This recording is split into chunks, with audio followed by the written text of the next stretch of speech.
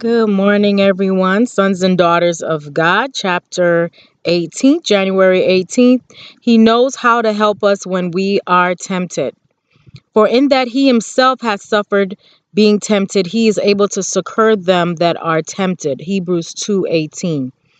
Though enduring most terrible temptations, Christ did not fail or become discouraged. He was fighting the battle on our behalf, and had he faltered, had he yielded to temptation, the human family would have been lost. The Bible gives but a bare mention of the conflict with Satan in the wilderness of temptation, but it was a terrible ordeal. Christ came off conqueror, bearing the test and trial in our behalf. How little is man able to comprehend the strength of the temptation of Christ? How little does he understand of that ordeal upon which hung the destiny of a lost world?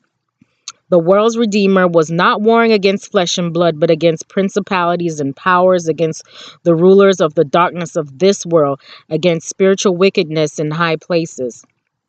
All heaven was interested in this conflict, and what joy, what rejoicing there was in heaven, because help had been laid upon one who he is mighty to overcome, mighty to save. What an event was this when Christ placed himself in the position of Adam and endured the test where Adam had failed, and by this act placed man on a vantage ground in favor with God, where he might overcome on his own account through the merits of Jesus. In his name, through his grace, man may be an overcomer, even as Christ was an overcomer.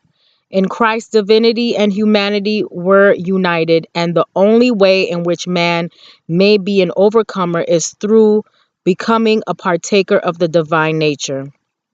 Divinity and humanity are blended in him who has the Spirit of Christ.